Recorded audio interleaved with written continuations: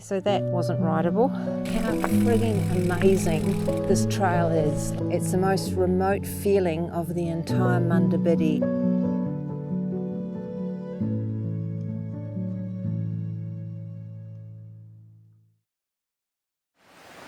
Can you hear that rain?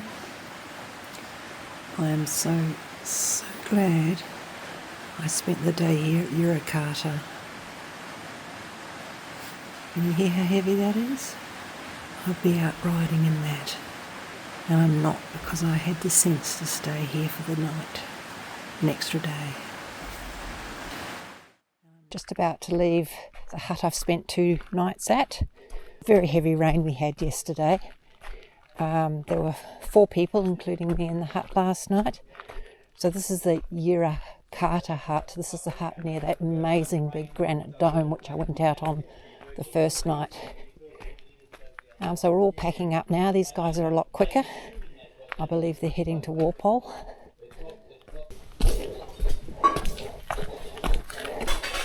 So my bike's all packed up. I'm actually the first one who's almost packed up, which is a miracle.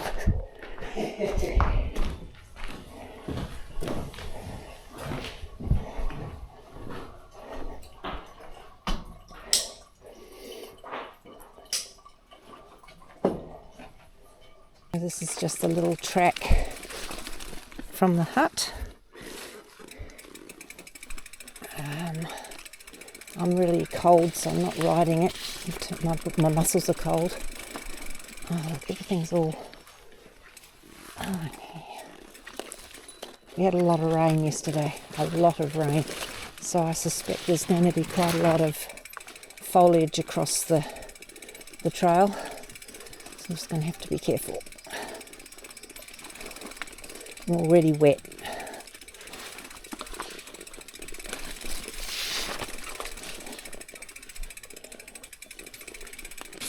I'm making my way towards Fernhook Falls. I might have lunch there or morning tea. And then by the end of the day I want to get to the next hut, which I have no idea how to pronounce. But all up, I think it's about a 58k day. Amazing, given the amount of rain we've had, how these forested areas are still relatively dry. So I must have very good drainage. I'm sure there's areas I'll be coming up to during the day where that's not the case and there's likely to be big puddles. But for now this is all relatively grippy and relatively, well, I wouldn't call it dry, but it's certainly not claggy, and the bike is handling it rather well. And then bam, we're out of the forest and into sort of like scrub or plain land, I don't know. I think we're going to have some water down here, just got a feeling. Hopefully not a lot, but there will be puddles, as we can see already. There are a few puddles.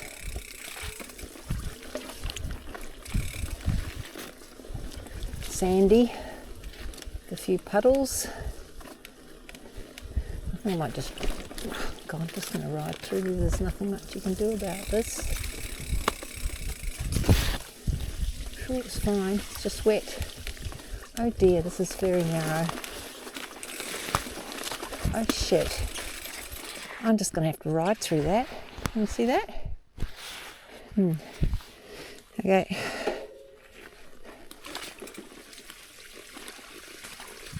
Just ride through it. Let's hope for the best. Oh, lots of puddles,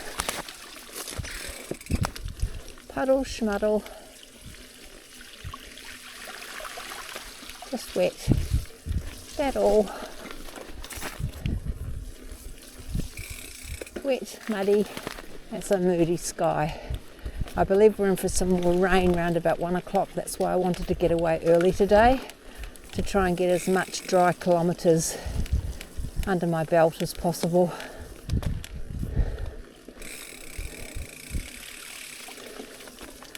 Yeah.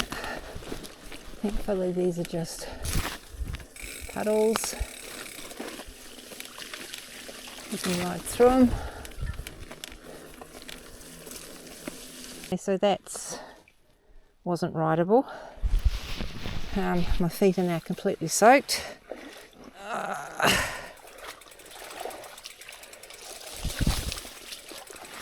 Okay, I can live with that. I'm not going to try riding through these ones. This is too risky. I just can't see what's there. And then out of all that muddiness and wetty puddleness, we pop out to this big open plain area. This must have been the plains that Aaron was talking about at the hut. The scenery changes on just a blink of an eye, and my feet, sorry to say, whoop, my feet saturated because I almost came off. There was a big dip on one of those first puddles, so I opted to walk my bike through the rest of them just in case there was another one. Riding along, wet feet and all, thinking how frigging amazing this trail is. Like, there's so much different terrain that it takes you through. I'm really seeing so much diversity of scenery. Australia is just a stunning place, really. The variety of experiences you can have like this on a bike, outstanding. I suppose my bike's getting a wash. I'm going to ride it. I hope like bleeding hell we don't hit a pothole like we did last time. Not so sure about this one. Jesus, deep. Oh, foot's in.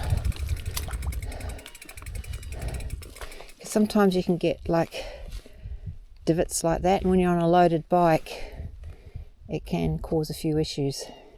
So I've just stopped here to take my coat off. It's starting to warm up a wee bit. Gotta watch these bits of wood just keep on poking up. They spring up, look at that, they're just effing everywhere.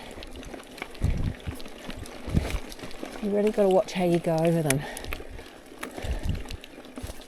That was a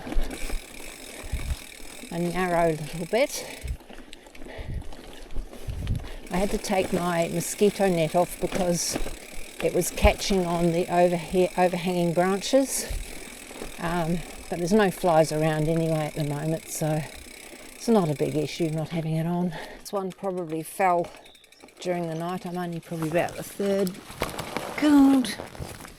cyclist through this morning. It said bridge ahead, and this be a bridge. It's even got the old one underneath it. The old one, oh geez, it's slippery. Oh my. Very slippery after all this rain. Look at that. It's all rusted underneath. And I've just built this wooden one on top of it. All very slippery. One of the 100 million cut logs that we ride past on this trail. It's definitely the way to go. You're not going to move them, cut through them. There's still one or two that haven't been cut yet that we either have to ride around or lug our bikes over, as we've done in the last few days. Just riding by, and this caught my eye. See all these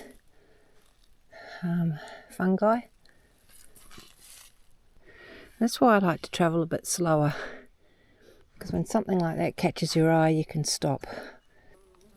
Okay, so the flies have found me.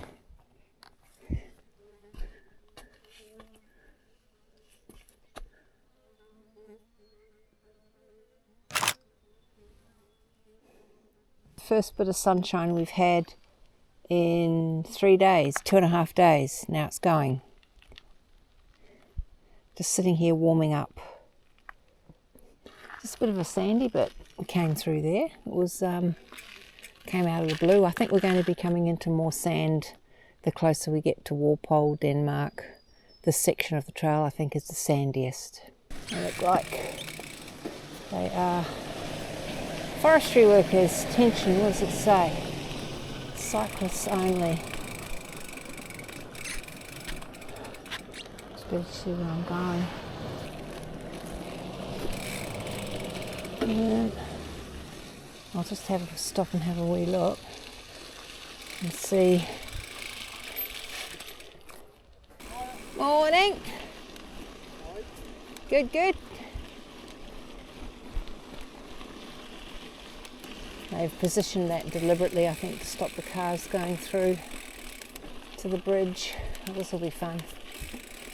Which way is the easiest for me?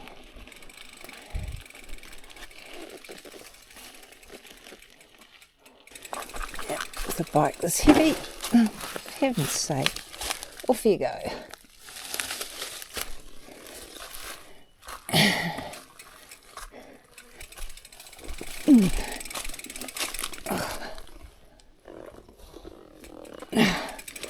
Oh dear. Did it. I've just arrived at Fernhook Falls and I had a greeting party come out to meet me. My friend Jen came out and it was meant to be. She came to meet me and now we're just about to go in and I'll have a rest and she can show me her wonderful hacienda where they've bunked down for the night and have a nice rest and a sandwich. That's fair enough. Well, you know, they've got to do what they've got to do, don't they?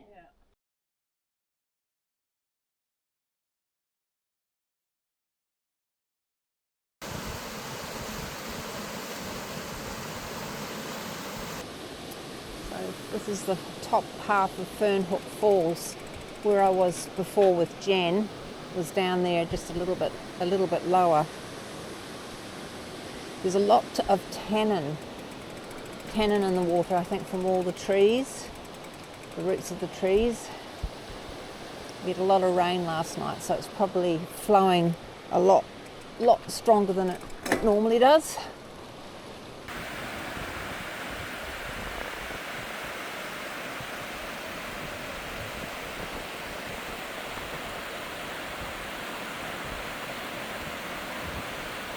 So this is just the first bit of trail after Fernhook Falls, which is a really pretty little spot.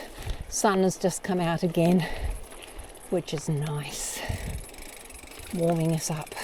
So another fallen tree. Looks like we are going to go, it's a big tree too, look at it. We'll go this way. Oh God, this is going to be a barrel of laughs, isn't it?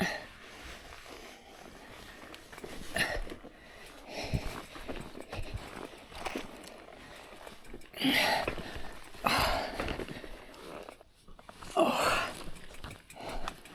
Talk about upper body strength. That's certainly improved over the last 2 weeks because it has to. So if you don't improve your upper body strength, you're not going to be able to get around these obstacles or lift your bike over the big logs. Oops. Gotta watch where I put my feet. And this will be fun. Oh, really not looking forward to this.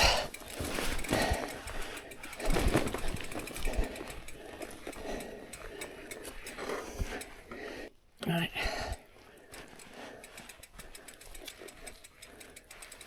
There we go. Done. Ta-da! That hot mess. Whew, she's a big tree. Obviously had a fire through here in the not too distant past. I just realised when I stopped to put my coat on, I left my glasses down here.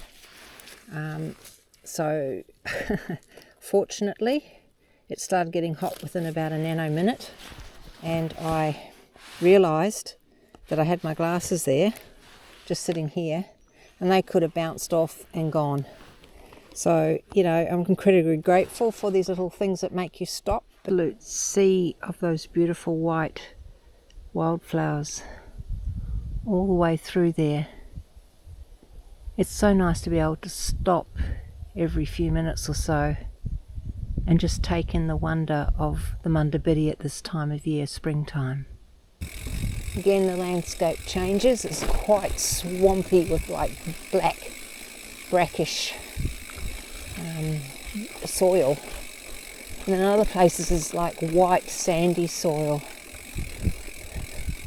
I don't know, they almost look like they've died. Maybe in the fire? I don't know. Good.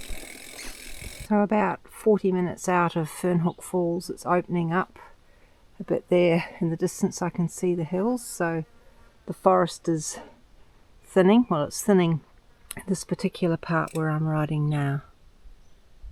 But an amazing tree. Probably can't see, it's just holding itself up. So again, we pop out to like quite an exposed plain or a high plain. You can see there's a few showers coming in the distance. I've got my coat here ready to go. Very, very remote, this whole section. It's the most remote feeling of the entire Munda Biddi, in my opinion. You really, really do feel like you are miles away from civilization, because you're literally miles away. You know, there's none of these side roads that you can pop out to should things go wrong. There's not that luxury here. I'm actually thinking, looking at what's coming, I'm going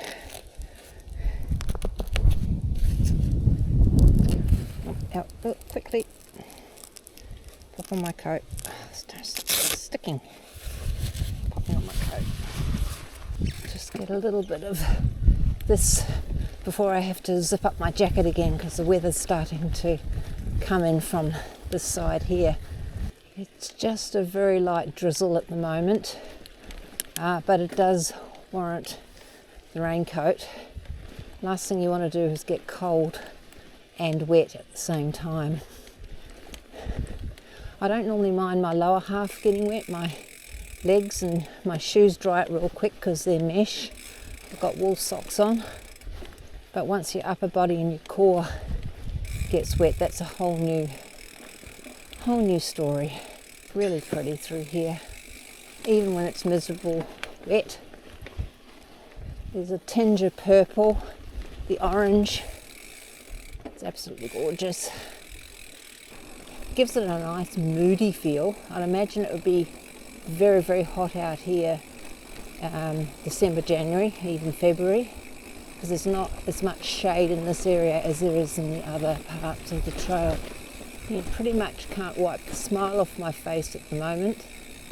Munda Biddi is a funny beast. 1 minute I'm crying, 1 minute I'm laughing, then I'm just in awe of the beauty that I'm riding through. I'm very privileged to be able to be here, and I have to keep reminding myself that. And look, it's just stunningly. I've never felt so remote, so far away from everything, all these years of my life. You know, the appointments, the timetables, the must-dos. When you're out here, you're pretty much, well, on a day-to-day basis, just finding shelter, finding food, meeting friends, pushing your body to the limit, whatever limit that might be for your body. It might not be what's the limit for my body. It might be a walk in the park for a lot of people. But, you know, for me, you just got to know where that limit is. What's going to happen here? Oh, God. I hate mud. Did I tell you I hate mud? Oh, I don't want to get my shoes wet. Oh, we did it. Oh, God. I'm just going to ride through this one. Ugh, it's just mud. So I haven't been filming too much. It's just a few climbs like this one. My lactic acid really canes me after about 15 seconds of cycling, and I just want to stop. Oh, but then if I persevere, I can push past it. Takes me about 20 seconds after that. Just hurts I don't know if anyone else has that problem. It's just very painful. Oh my God. Turned off that track. I'm onto a single track, and it's a little bit steep for me.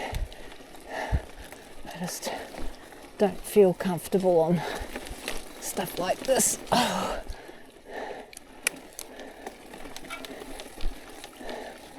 Oh.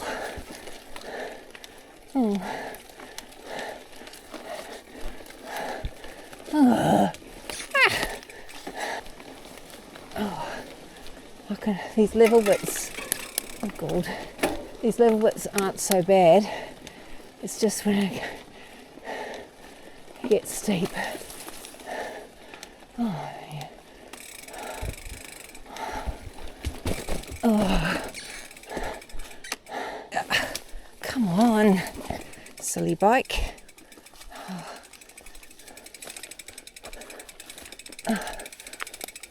Jesus. You know, if the bike was no luggage, you could ride this, but I've just got too much stuff. I'm bike touring the Munda Biddi, not bike packing. And my legs aren't made for that. After those very narrow, steep, switchbacky type section, single track section, got this nice cruisy, just tip it up a bit so you can see. Look at these trees. Hopefully you can see those. Nice, cruisy, smooth, level, beautiful. Just come up to a road, but look at the size of those trees.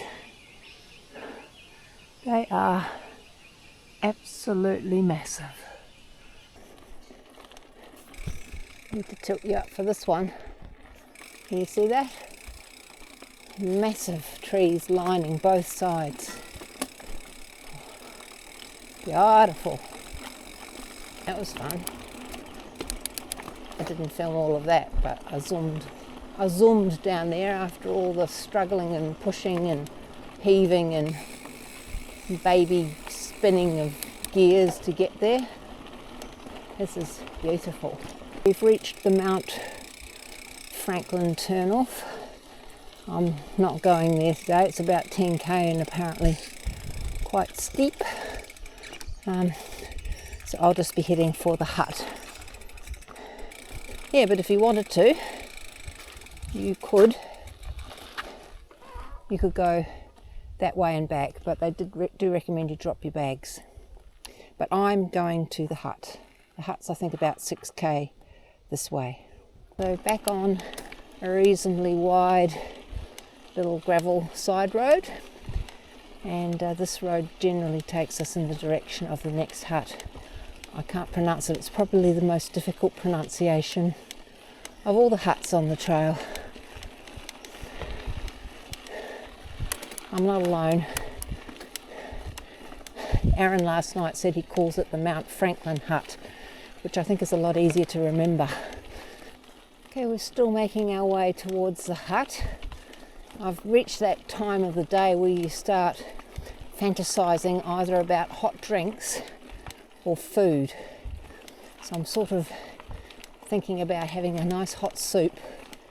I'm going to hang out my tent and my sleeping bag because it got really damp last night. Even though I was in the hut, because of the high volume of rain, the air was it was really quite humid and everything got really quite damp.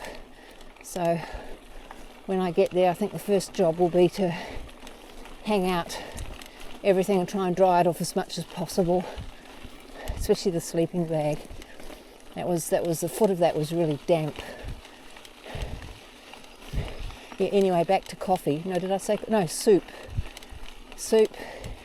and a Oreo biscuit, or possibly a cup of tea and an Oreo. There's no ice creams, I'm afraid, team. Possibly a bit late in the day for caffeine, seeing as I just had a gel with caffeine in it. So maybe I reckon the order of the day might be a nice chicken noodle soup. closer. Chicken noodle soup is waiting for me. Just going to be curious to see if there's anyone else in the hut. 1, 2, 3, 5 guys have gone ahead that I'm pretty sure are going to Walpole. Jen and Jim were packing up from Fernhook Falls. They'll be joining me in the hut tonight. I'm imagining, I haven't seen anyone coming north for quite a while, since Aaron at the last hut. I think if you're coming north from Walpole, you'd probably go to Fernhook Falls or the Yirra Kartta Hut in one go. So my guess is it's going to be the 3 of us tonight. We'll see. We've made the turn off to our hut. Should be not too far down here.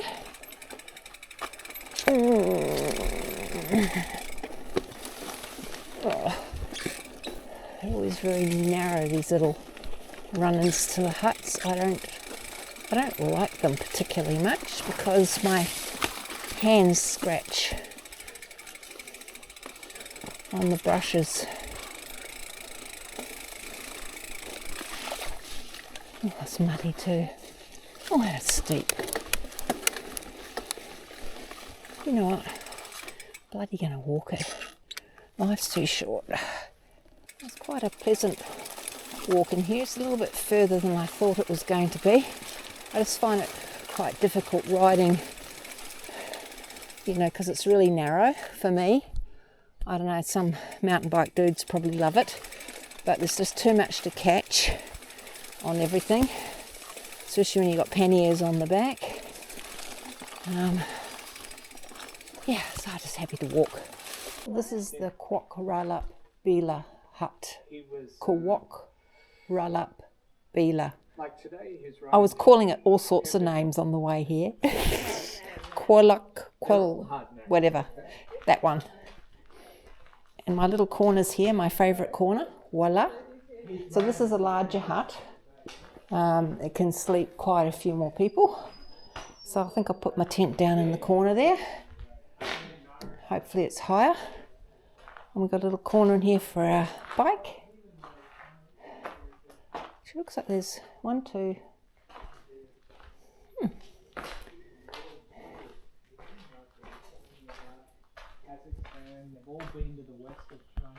Three, 4.